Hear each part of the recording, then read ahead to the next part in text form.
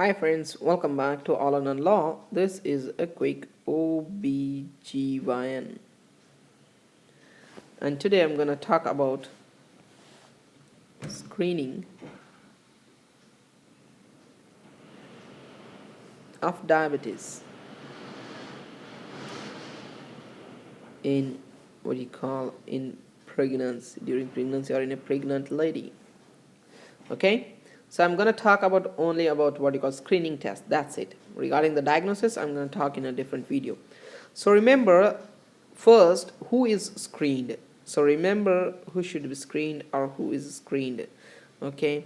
So this is performed on all pregnant women, okay? Because we need to, if she is diagnosed with the diabetes, because we have to prevent the complications like microsomy, okay, the big baby, and shoulder dystocia. So these are the complications that we see in during a labor. Okay, we have to prepare. We cannot wait for a baby for a normal delivery, and the baby is really very big, and suddenly you can migrate to what you call cesarean operation. Okay, all right. So all pregnant women. Okay, all pregnant women. What's a week of gestation that we consider that we do on this test, screening test, is around 24 and 28 weeks. Okay, between 24 to 28 weeks. Remember, why we do at this time? That's a really very good question. Why we do at this time? Because, and during this gestational period, the anti-insulin effect of human placental lactogen is high. Okay, the anti-insulin effect of HPL, that's a human placental lactogen, is very high during this period. That's why we test for diabetes, right? On patients with risk factors is performed on the first prenatal visit, then repeated at 24 to 28 weeks. For example, her mother is a diabetic, her father is a diabetic, okay, and sisters are diabetic, the grandfather, and the good family history of diabetes, weight gain, obesity.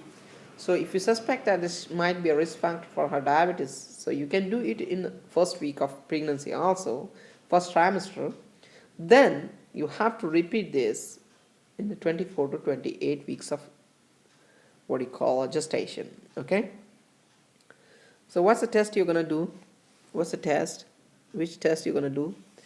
What we're gonna do is first we give 50 grams of 50 grams of glucose, okay, known as 50 for 1 hour. 1 hour 50-gram oral glucose challenge test, OGTT. Okay, we measure at the end of 1 hour how much is the blood value of what you call blood glucose. So if it's less than 140 milligram per deciliter, okay, remember it's a normal. Okay, it's a normal if it's less than 140. If it comes more than 140, more than 140, okay, if it's more than 140 or equal to 140, then proceed to what you call 3R, 3R's, what you call 100 gram oral glucose challenge test with 3 hours. Okay, we measure in different 3 hours time. Okay, first hour, second hour, and the third hour, right? So you know very well, the first hour it should be less than 180, in the second hour it should be less than 155, and the third hour it should be less than 140, right? So first we do what do you call 1 hour 50 gram OGTT. If it's more than 140, then we do 3 hour 100 gram OGTT, right? And if the screening value is more than 200 milligram per deciliter and the FBS, that the fasting blood sugar, is more than or equals to 95, then GDM, that is a gestational diabetes mellitus, is diagnosed and no further OGTT testing is needed. Remember, if the screening value of 3 hours is more than what you call 200, 200 or equals to 200, and FBS, that is a fasting blood sugar, is more than or equals to 95 milligram per deciliter, then gestational diabetes mellitus is diagnosed. Means she is having gestational diabetes mellitus. Okay, very very very important. Remember, the impaired glucose tolerance is diagnosed if only one value is abnormal out of three. Here 180, 155 and 140.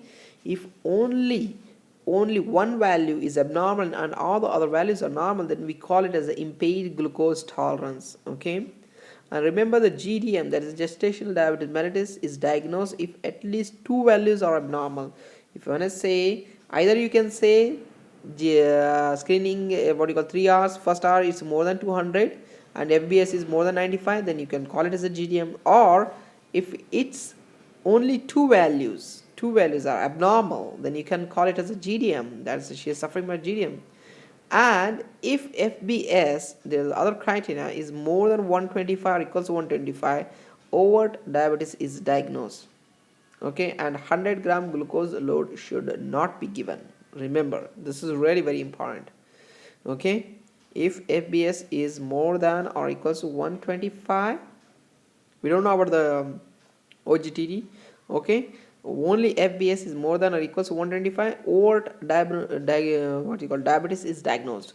Okay, remember, this is about the basic idea of the screening of diabetes in a pregnant lady. Thank you so much for watching this video. Take care.